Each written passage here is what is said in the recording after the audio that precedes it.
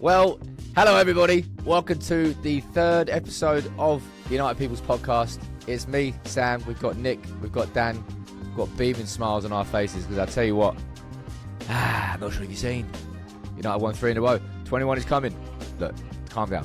But we're going to speak about the game against Brighton. We're going to speak about the standout performers. We're going to speak about Cunha. We're going to speak about Mbeumo. We're going to speak about Old Trafford and the atmosphere. We're going to take a look at the mailbag. Then we got our first question sent in from a lovely listener.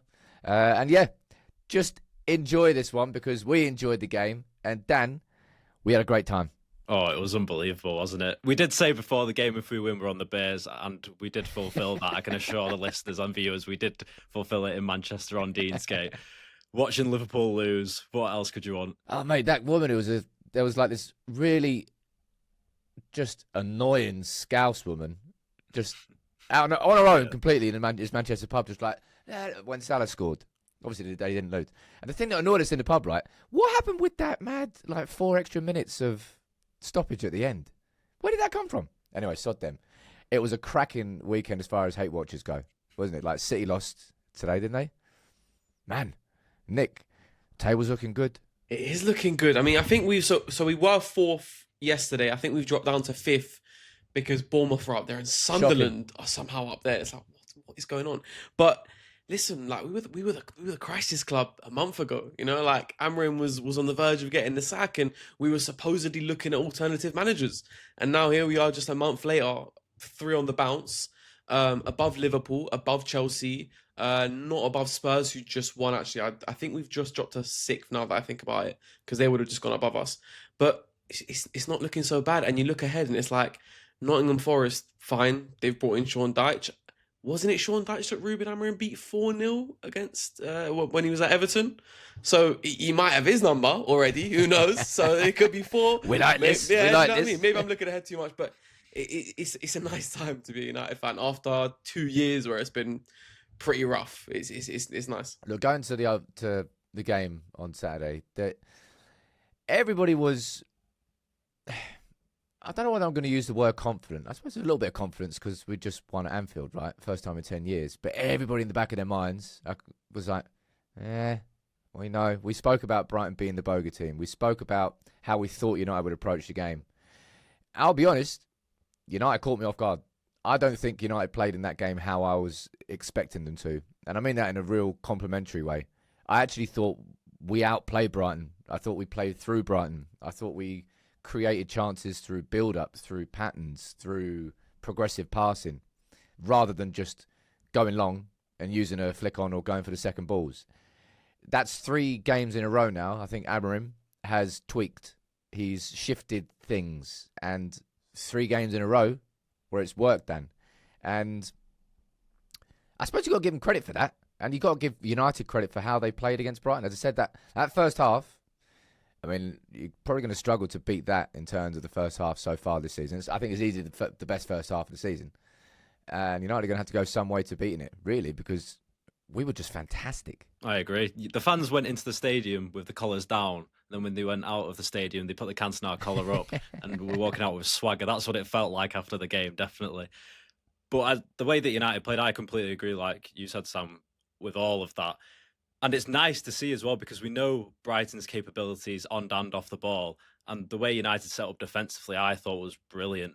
Adding Cunha back into the midfield, he was helping cope with Minter on that left side for Brighton, who was a real right side for Brighton. Sorry, who was a real problem. I mean, he's one of the best players I've seen live for just pure pace. And I think there was a moment in the game where he just went past our midfield and then past 2 defenders. And I was like, he's in open goal there. I think it might have been De Ligt or Shaw who came across. But then if you switch that to the attacking side, United were unbelievable. The front 3 gelled so well. And I'm not too sure about what Gary Neville was saying after the game with Seshko. Where did that come from? I don't have a clue. Where did that come was he watching the same game as well? I don't know.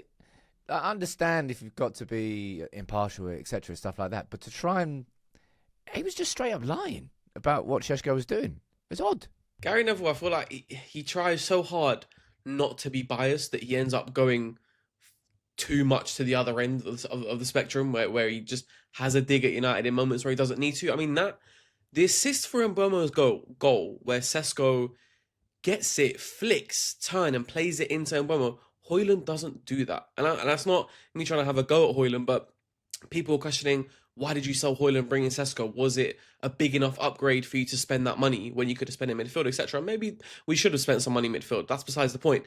That goal doesn't happen last season because we don't have a focal point like Sesko who can play Mbeumo in, who Mbeumo within 3 touches puts it away. We don't score that last season. So maybe there are some moments where, yeah, Cunha and Mbeumo, who as seasoned players in the Premier League look a level higher than Sesko, but that's how it should be. That it doesn't mean that Sesko's not gelling with them, in my opinion.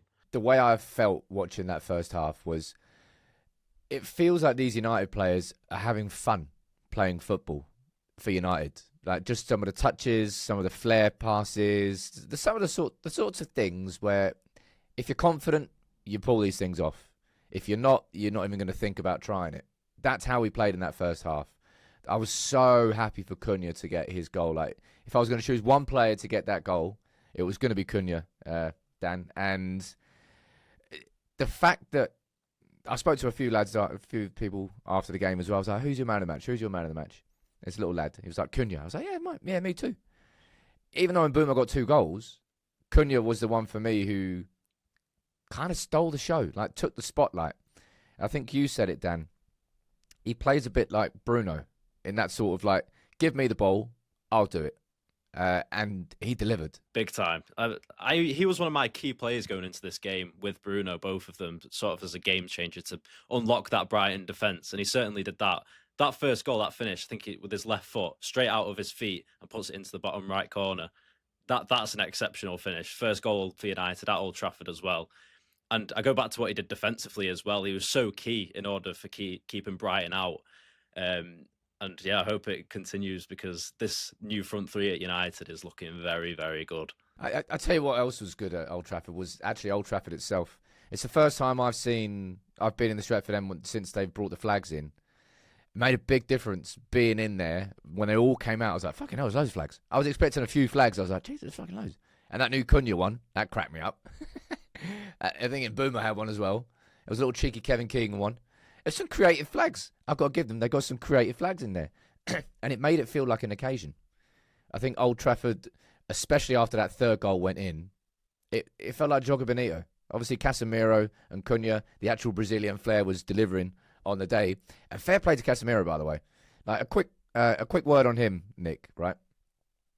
And my opinion hasn't changed. I don't think it will change on the fact that I think in the summer, Casemiro should be shake hands, thank you very much, and he moves on and we're replacing him. But a bit like last season, in the Europa League, when he had like a bit of a renaissance and he was finding some dead good form, he's looking like he wants to be fit and ready for that World Cup, man. And he looks good. 100%. Carlo Ancelotti clearly likes Casemiro. He clearly has plans of Casemiro being in that team, starting in that team, I think captaining that team as well. So you're absolutely spot on. Casemiro's tunnel vision for that World Cup, because it will be his last World Cup. It will probably be the last time he plays at the very highest level, because the next move is going to be, not a top 5 European club, league, sorry. So there is going to be a drop off. So he has something to give, one game a week. We know what his weaknesses are. That's not going to change. He is still going to be the same Casemiro, but he can still give you something. And actually on the ball, he's a lot better than I think a lot of people think that he is. That little pass into Cunha, that's a nice little tidy pass into him. And there's a lot that he can give us. And even his goal, I mean, I know it's a lucky goal, but the press on that second goal where Casemiro scored, it was so odd because it didn't look like how you'd expect us to press. Sesko was like left wing. Cunha was through the middle. Bruno was left 10. And Mbeumo was right wing back, but it was still cohesive somehow. We win the ball back. Casemiro has a pop shot and it goes in. And you discuss the sort of confidence and swagger. That little bit of luck comes when you've got that swagger, that confidence. It came for us in that moment. It was a really impressive first half. And yeah, Casemiro goal and an assist. Like you mentioned it there, the press. I think, if I remember, like 3 out of the 4 goals we scored was actually, I think you might have mentioned this before, was actually created by the press. It might have been 4 out of 4. I went back and watched it earlier today, and I think it's actually 4 out of 4. All 4 of our goals come from us winning the ball in their half. That's insane. Because when we spoke last week on the Thursday pod, I said that I don't want United to press. I said I want a medium block. And then when Mason Mount was starting, I was like, we're not pressing at all then. I did not expect that from us at all. We've done it so well. And credit to Luke Shaw and De Ligt, because the way they stepped up to stop Danny Welbeck and to stop Rutter was so good, because that out ball, they could just never get control of it because Luke Shaw was right there, De Ligt was right there. It was so impressive from the two of them. Yeah, we did go quite tight to Rutter. I think that was quite a good tactical choice, because if I was going to name one, did I name him before the game? I think I did. I was worried about him just driving the ball at our centre-backs directly, Dan. But Brighton, we made them look shit. Like, there's no other way to really describe it. Like, they've been very good this season. I mean, they're in a good run of form going into that game. And we made them look shit. We brought a tempo to the game, which at Old Trafford this season especially, we've been accustomed to quite a lot of the time. And I think that's been set by Seshko really quite a lot for this season and a lot of the games, because he sets that press so high, and even if a defender goes past him or a ball goes past him into midfield, he's tracking that ball and he's going to chase that ball. And there's been a couple of times where, in past games as well, where he's not managed to get the ball off the defender, but then gone to the midfielder and said, nah, I'll have it actually. Nicks the ball off him and then drives forwards with the ball, and he can play Mbeumo or Cunha in.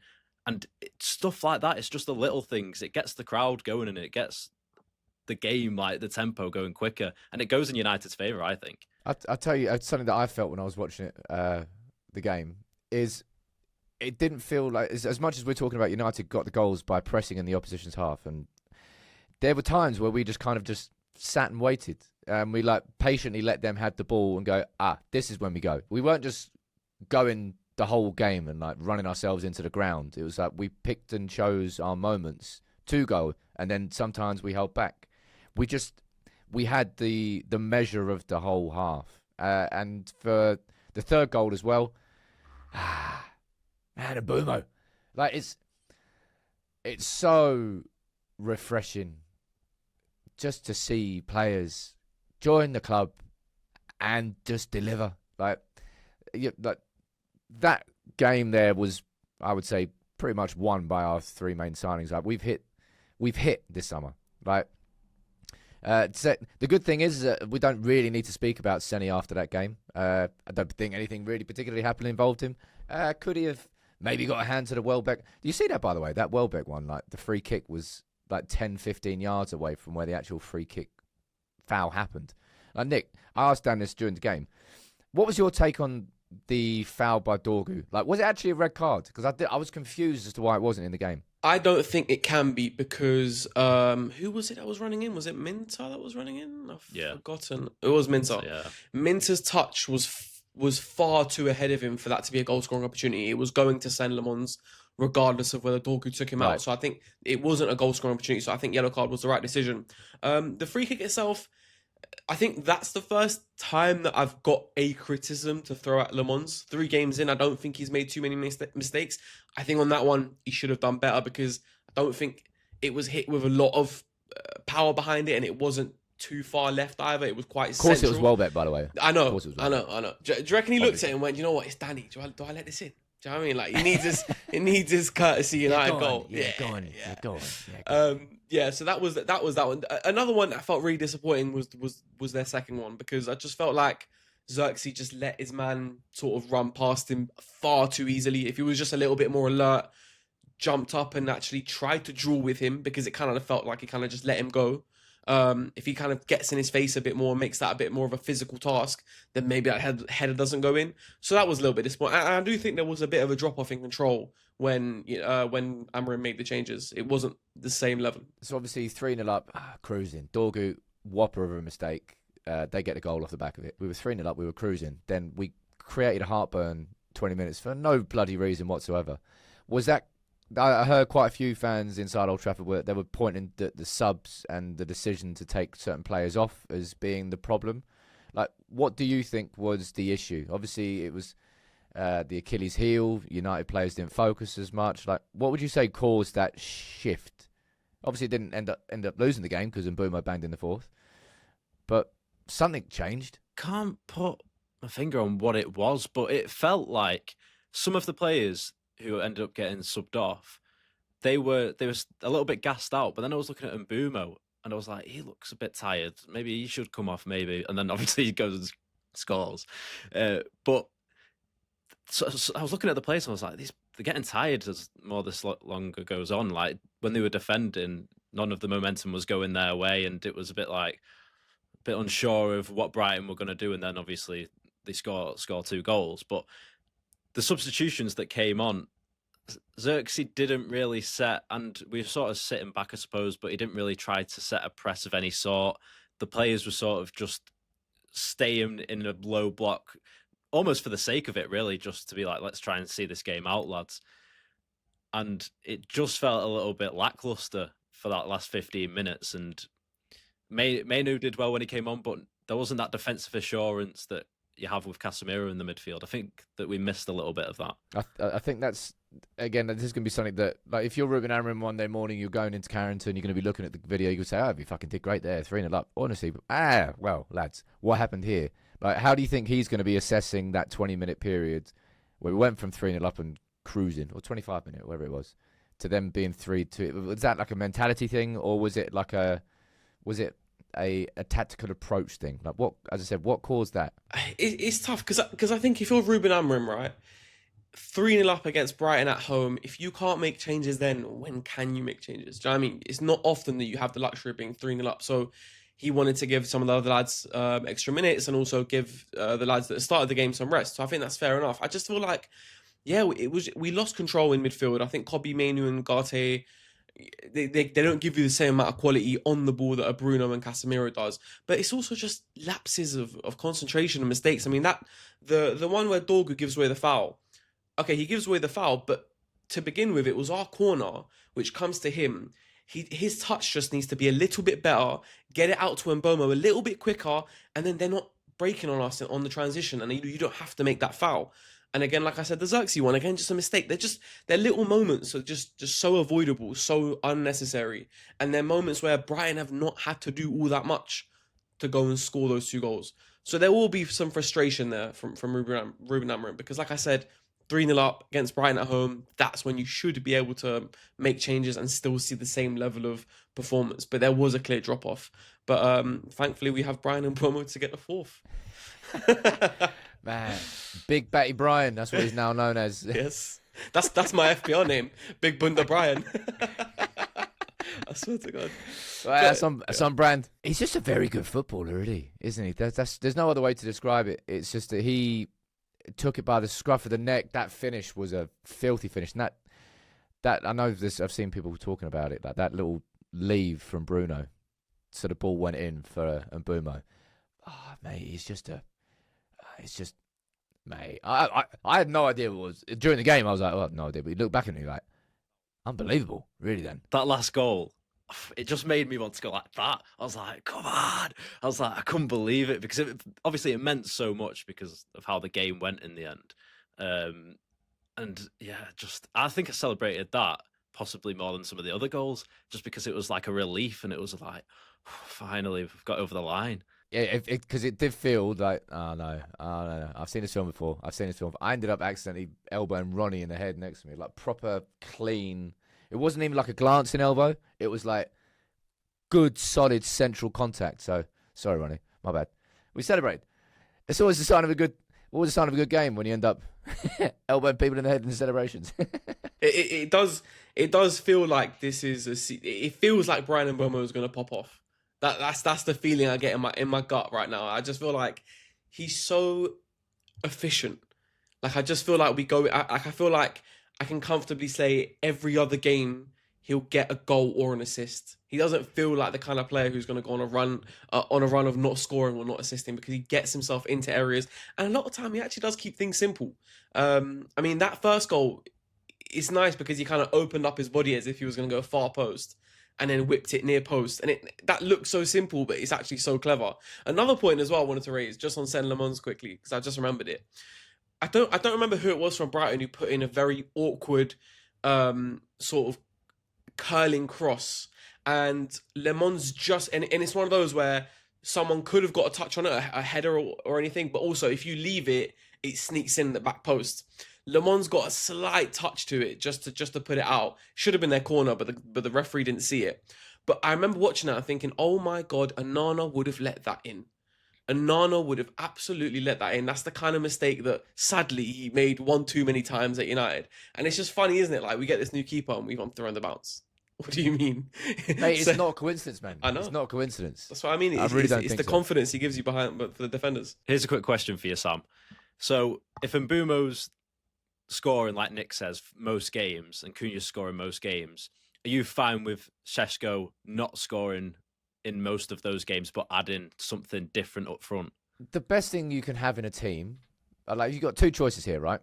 You've got one player who scores 40 goals, or you've got 4 players who score 10 goals. I'd always rather have 4 players who score 10. I'd rather spread it around the team. Don't have one focal point. It makes it much harder to play us because, if you stop Mbeumo, fuck, well, you still got to stop Cunha. They'll create space for each other by putting doubts in the mind of other defenders because we're spreading those goals around. And it means that, like, we're going to lose Mbeumo and Ahmad in January for AFCON. It's going to be a stinker. I don't know what's going to happen down that right-hand side there. Might be an opportunity for Shea Lacey to maybe come into the first-team environment, but I don't particularly think that's... He might make an appearance. But what do you think is going to happen there? I have no idea, Nick. The low right wing back, and I thought you were going to say right forward, or was one of the no, we're not that in the dirt. I suppose you're pushing Bruno up, aren't you? I think, you know what, you could also see like a Mason, Mount, Sesko, and Cunha as your front three to keep the consistency of Bruno and Casemiro in midfield, and then the low right wing back. Could he potentially put Kobbie Mainoo in that 10 and give him some more minutes? But the fact that we're talking about this just shows how important Ahmad and Mbeumo have become. Like, and you saw that little boogie like on the pitch, and then you saw it in the dressing room after as well. So you know they've got a relationship, which is really nice. And it's funny, right? Because for how long were we a left-centric side? And now I'm looking at us and I'm like, right, all of the threat is coming down this side because Ahmad and Mbeumo at times are unplayable. Like when you think about that as well, because you're right, we're a right side heavy team in terms of our creative attacking output, which kind of makes it all the more impressive that Cunha had such a good game because he was effectively doing it on his own on that left-hand side. Like, who was it who played? Was it Delo was playing left wing back, right? And he's never really going to add anything going forward, not from a creativity perspective. And then Dorgu just he's very up and down. Like it's not like a consistent bit of progress from him. It's like, oh, he has a good game, and then go, oh my God, what's he done there? Yeah, one of the things with Dorgu is he's still so young and raw to an extent that I don't mind him having games where he's dropping off, but the consistency probably needs to come within the next season for him to definitely mark that left wing back spot down. Yeah, I think for sure. But yeah, Cunha, as I said, like almost creating on his own on that left is just so impressive. And yeah, I'll scream it from the rooftops, man. Ineos had a good summer. I felt it at the time. It's not Captain Hindsight speaking about it. I liked what we did. Could we have got a midfielder? Yeah. I said my personal choice would have been, rather than signing Šeško, I would have wanted us to sign a central midfielder. It's not to say that I wouldn't have wanted us to sign Šeško. That just would have been how I would have approached it from a strategy perspective. But when you're looking at that game there, that was the strategy. Bring in Cunha, bring in Mbeumo, bring in Šeško, score more goals, and then next season, well, we'll sort the midfield then. Carlos Baleba. What's he worth now? 15 mil? Someone said 6 mil in the Uber when we went into town, didn't we? I can't remember who it was now, but it was a great show. That was probably me. Yeah, that was probably me. But my God, did we get in his head. Like, he was doing some mad things in that game. I swear he had a... Didn't he give the ball away? He gave the ball away at some point, which led to a chance for us. He had a shot from like 40 yards, went like 30 yards over the top as well. I was like, oh, okay. Do you both think that we've dodged a bullet there? I think we dodged a £100 million bullet, and the idea that just can't be a conversation anymore. Like, Brighton would basically get laughed off. I mean, it kind of depends on how... Mate, this summer is going to be a nuts one. Like, for Premier League quality players outside of the traditional top 6 and clubs that are going to go after them, like Adam Wharton, Carlos Baleba, Elliot Anderson, Morgan Rogers, Cole Palmer. I can see it being just United's new strategy, and it should be our new strategy, by the way. Sign 1 or 2 Premier League proven players. That's where the majority of budget's going to go. And then see if you can maybe identify a gem here or there and supplement. And yeah, I don't know whether it's going to be Baleba, but if I'm United looking at his performances now, I'm definitely worried. We did the video going into the game, and he actually had his best 2 games going into that game. So he certainly didn't follow up on that. I'll be honest, kind of 3 wins on the spin or 3 losses on the spin at any point in the season would probably change things. It becomes more apparent earlier because, well, we've only played 9 games. And now that shift is what are we like? 3 points off top? I don't know what we are off top now. 6 points off Arsenal. I think they've run 22 points. Again, this weekend, like Villa beating City. That would never have happened last season. Liverpool losing away at Brentford. Those sorts of results couldn't happen. Liverpool losing 5 out of the last 6. Well, that wouldn't have happened last season. It feels like Arsenal are going to set piece filth their way to some sort of dirty title. And I think that's probably what my prediction is going to be. But Arsenal are still Arsenal. At some point, they're going to shit themselves. It will happen. It just depends how many games and at what point in the season. United have just got to keep doing what we're doing. I think Ruben Amorim deserves a lot of credit for the fact that this momentum has come at a time when I didn't think it would. He's made the tweaks. He's made the changes. And as I said at the start, the fact that we played through Brighton, I think we kind of got a little bit of a glimpse of the end game. If it all goes well for Ruben Amorim from this point forward, how we played in that first half against Brighton is how he wants his United team to play. That's going to be the norm. Pressing high, pressing in their half, winning the ball back, scoring 2. And even when we scored the 3rd, we were going for the 4th straight after. Like just in how we were playing. And Old Trafford was like, ooh, Old Trafford was responding. It just feels good, man. I had a really good time being there. Last 2 games I've been to, by the way, you're all welcome. We've scored 8, and we won both. So I am a good luck charm. I didn't think I would be, but I'm a good luck charm. Nearly as good as Ronnie's 10-0. He is the Undertaker. Ronnie, who works for United People's TV, he's been there 10 games now with 10 wins. So he's on a WrestleMania streak. That is some record. That is some record. That is some serious record. But on the topic of 4 goals, I saw a stat earlier today where this is the first time since Bruno Fernandes joined the club that Man United have scored 4 goals or more, and Bruno Fernandes hasn't assisted or scored one of them. So it kind of shows you where we're at now, where we've actually got the likes of Mbeumo, the likes of Cunha and Sesko, who are actually good quality attacking players who are going to put up numbers where we're not constantly relying on Bruno Fernandes. Bruno Fernandes hasn't contributed and we've still scored 4. And on the topic of momentum, Forest away, Spurs away, Everton at home, Palace away, West Ham at home. There are some winnable games there. Like with 3 on the trot. And I don't mean to get ahead of myself, but you spoke about it being so early. We had a really tough start. Really tough start. I think, wasn't it Opta said that United have had the hardest start? Yeah, the hardest start. So we've come out of that, and now we're looking at a nice set of 5 games to go into. Who knows? By Christmas, let's have a look, see where we are. You know what I mean? I was cracking up, man. He's walking down the stairs in the Stretford end yesterday. 21, 20. You got to enjoy it. It's what football should be about. It should be a bit of fun. But unfortunately, we've just been tortured, really, and humiliated as far as football goes. We've got a mailbag, the first mailbag for the United People's podcast. It's from Benjamin Miades, or Midas. Sorry if I've got the pronunciation wrong. All the way from South Africa, this message has come from. How would you rank these 5 teams as away matches from least to most important, in your opinion? Liverpool, Leeds, Arsenal, Chelsea, and City. Liverpool, Leeds, City, Arsenal, Chelsea. I'd go for that. What about you, Nick? No, I think that makes sense. Recent history makes me want to put City above Leeds, but I understand that historically Leeds has always been there's been more hate in that fixture than there has the City one. So I do get that. I do get it. I've never been to Eden Road. I'd love It's to the go. worst place to go I as bet- a United fan, isn't it? Apparently, that's what everyone says. Yeah, I've heard a lot of not very good stories about trips to Ellen Road. But yeah, thanks very much, Ben, for the question. Anybody else, if you want to get involved, the email is podcast@unitedpeoples.tv. And if you look at the description on Spotify, you'll see the WhatsApp number and you can send in voice notes. But yeah, that was a fantastic weekend. Thank you, everybody who came up and said hello to me. It was awesome seeing everybody. I shook Jason Wilcox's hand as well. I was like, keep up what you're doing, mate. So he's going to be coming on the pod. I don't think he will. He looked at me. He's like, who the fuck are you? Where did you bump into him? I was just walking through the Munich tunnel. I was like, is that Jason Wilcox? Yeah, he is. All right, go on then. I'll say hi.